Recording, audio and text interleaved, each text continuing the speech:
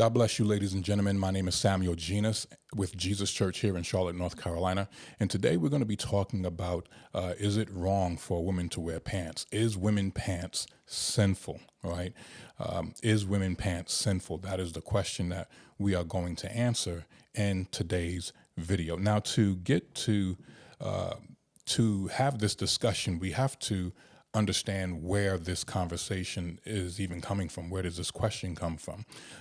And it comes from the book of Deuteronomy, chapter 22 and verse 5. It says this: "A woman shall not wear a man's garment, nor shall a man put on a woman's cloak, for whoever does these things is an abomination to the Lord." And so that's where this question is coming from, because oftentimes, at least in certain denominations, certain holiness denominations, certain apostolic denominations, certain charismatic denominations, even some Baptist denominations, this verse is interpreted as a woman should not wear pants today, right? Because pants is predominantly for women. For men. And so being that pants is predominantly for men, it is wrong for a woman to wear that garment, right? And so we want to go into the scriptures and we got to do some history to find out, is this true, right? And so one of the ways to do this is we want to go, let me pull this slide up. I'm going to take you just a little bit through some history. And so we need to go through the scriptures because, or at least through history, because this is how people were dressing around that time period when Deuteronomy chapter 22 and verse 4 was written. This is how they was dressing. So the question that we have to ask is, who's sinning here in the image below? Because all of them are wearing some kind of tunic. None of them are wearing pants. Right? None of them are wearing what we would consider modern clothes, right? And so they all are wearing some form of a tunic. They all have some form of head covering. And so the question is, which one is committing an abomination? Are the men committing an abomination because they're wearing something similar to women? Are the women committing an abomination because they're wearing similar clothes to men? And if we look at, let's say, for example, this image over here to the right, which is, I believe this might be a guy. And if we saw somebody dressed like that today, would we accuse him of being, I don't know, like effeminate, right? Would we accuse him of being effeminate? And so the question is valid. Who's sinning in the image below? Because this is how people were dressing when during that time period with Moses, right? And so it's a logical question, all right? Well, let's keep going. So when we look at the human body of a woman and the human body of a man, here's a silhouette, right? We notice that for the most part, their bodies are similar. They're not identical, right? The human body is similar between male and female, but they're not identical, right? What does that mean? That means clothing will be similar, but not identical due to body shape. And so fashion is designed to cater to each specific gender, and one would be more feminine and the other will be more masculine. And so when we look at this image here, even in that culture, there was a distinguishing factor between a tunic for men and a tunic for women. There would be a difference between a cloak for men and a cloak for women, even though there might be some similarities. And so this is very, very important, right? So let's keep going. One of the things we notice is that when we look at design and pattern between men's clothing and women's clothing, we see this. Men's casual and formal clothing is mostly not brightly colored compared to those worn by women. For instance, ladies' clothing comes in a plethora of fantasy designs inspired by the environment or the world. Women are more delicate in their clothing, reflecting in the clothing pattern used, such as furs, fairy-like accessories, flowers, and glitter, designs that will make them more noticeable, right? When we look at the cloth printing, the print featured on ladies' clothing consists of feminine inspirations that combine noticeable and attractive colors, including violet, pink, yellow, orange, and other bright colors. In contrast, men's clothing is usually blunt in color, print, and they keep it simple. Right? We're basically talking about, how clothing has evolved, but yet there's something that has been kind of consistent between, females or feminine clothing versus masculine clothing, right? Number of pieces. Men make use of 2 pieces when sewing their wares, except in the case of long johns, especially work attire. Ladies' clothing is not limited to a certain number of pieces. They can put on a piece dress, 3-piece shirt, leggings, scarves, and others using as many pieces as possible. So, and that's even today in our modern fashion between male and female, right? And so one of the things when we look at the difference between, even a woman's measurements, right? She has busts, and so her chest is her bust is going to come out more than a man. And so when the fashion designer or the seamstress is making clothes for a female, they're going to make clothing that accompanies or fits her body, because her body is shaped differently than a man.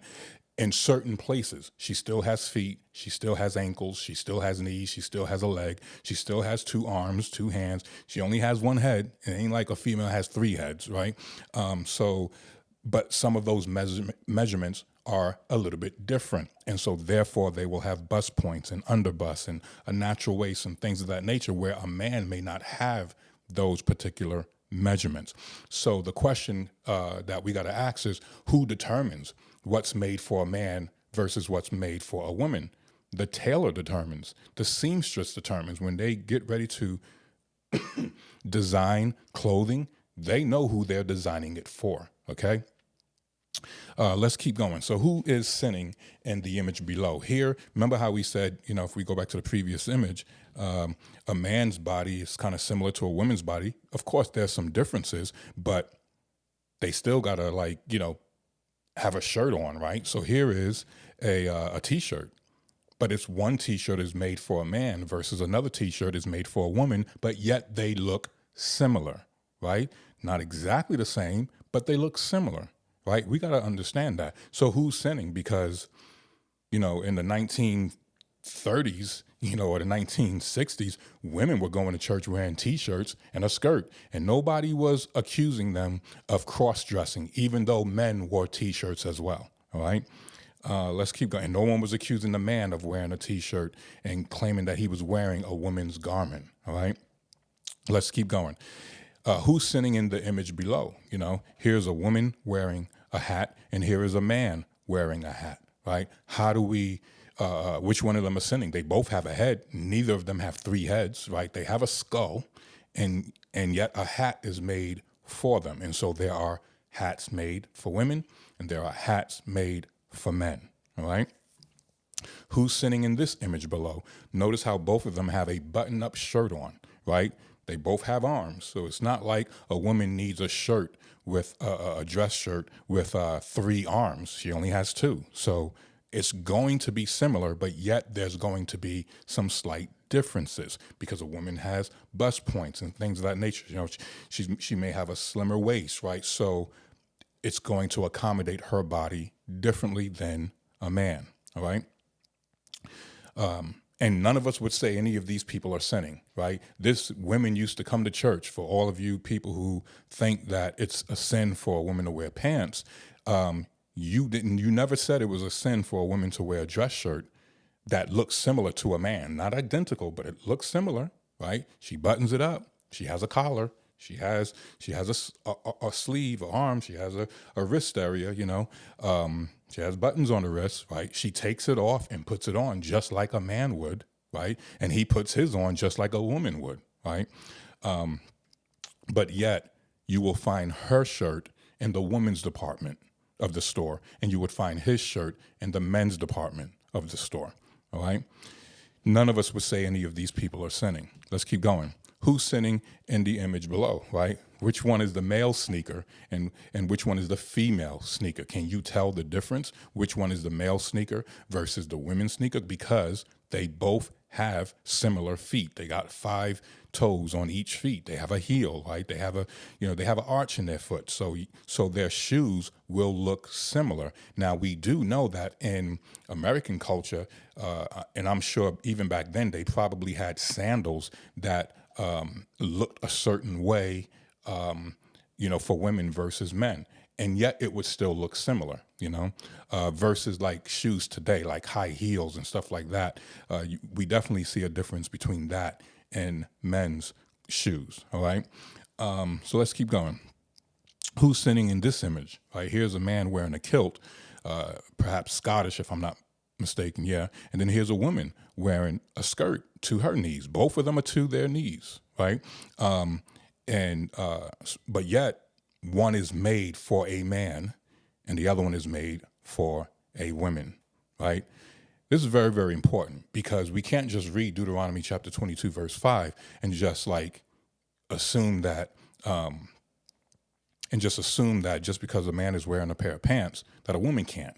Because I just showed you quite a few pictures where the clothes that a man wears is similar to a woman and the clothes that women wear is similar to a man. And I even took you all the way back to ancient Israelite clothing as well. All right.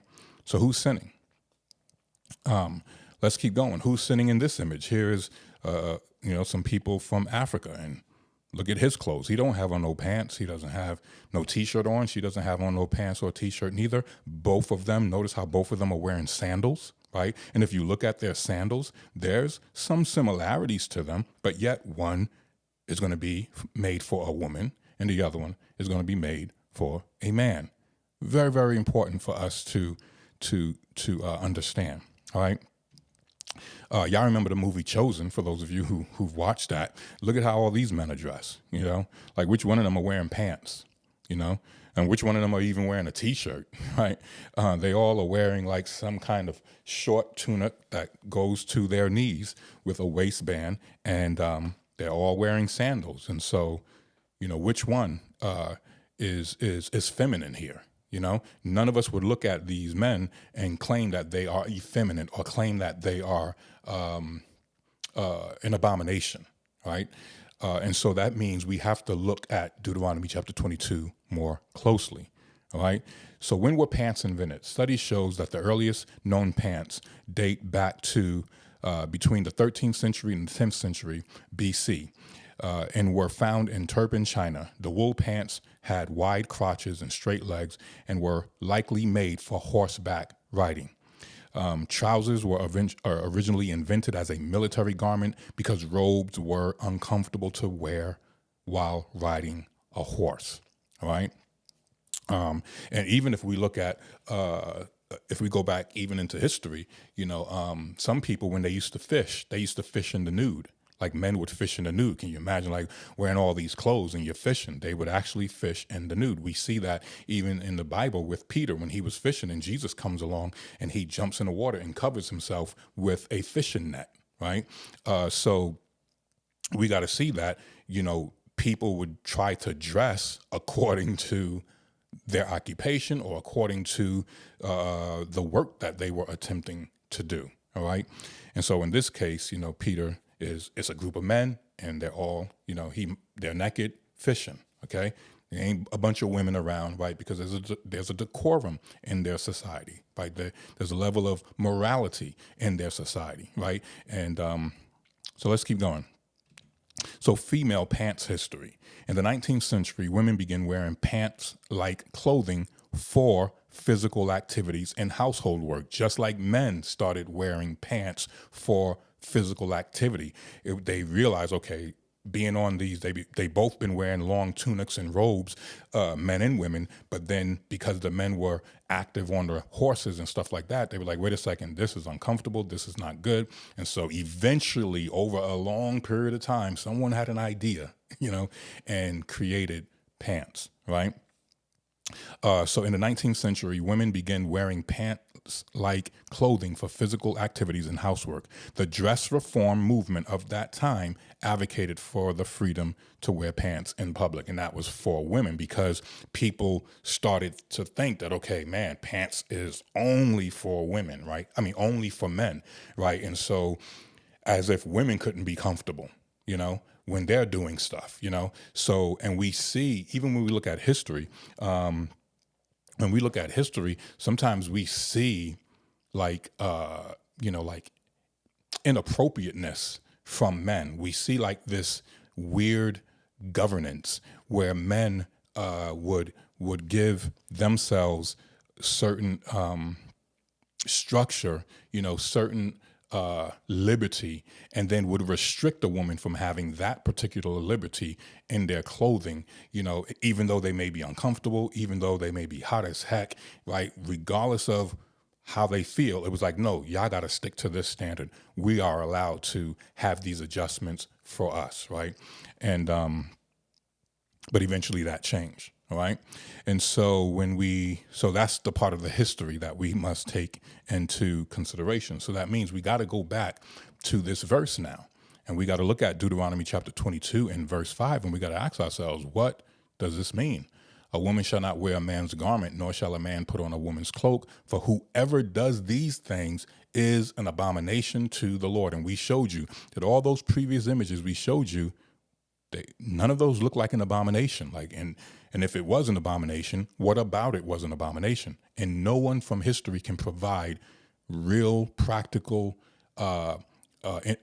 understanding of why that would be an abomination. But here's what is an abomination, right? Here's what is an abomination, right? People like Tyler Perry dressing up like a woman, actually going into the female department of the store and literally wearing the earrings, the lipstick, the blouse, the stockings, the shoes, the pocketbook, the necklace, the pearl necklace, right? Putting on a wig for a woman, right? The glasses that pertain to a woman. Like, this is completely what that scripture is talking about, because this, ladies and gentlemen, is an abomination, right? Let's keep going, right? This is an abomination. Everything he has on, none of it pertains to a man. Absolutely none of it. If you saw this person from a distance, you would declare you are looking at a female. You would declare that you're looking at a female, right? Let's keep going. Y'all remember Jamie Foxx from In Living Color, right? And this is some of the roles he had to play, right? And look at the difference. Here on the right side, this is him dressed as a man. And on the left side, this is him dressed literally as a woman. He went into the women's department, picked out the women's clothing, and put that on. The earrings, the lipstick, the choker, or whatever I guess that's part of his outfit. The glasses, the heart shapes, and the fur. He puts on a wig, right? That's an abomination. Okay, let's keep going. Here is a drag queen reading to little kids. Look what he has on, because it's not a she, it's a he, right? Female earrings made for women, makeup made for women.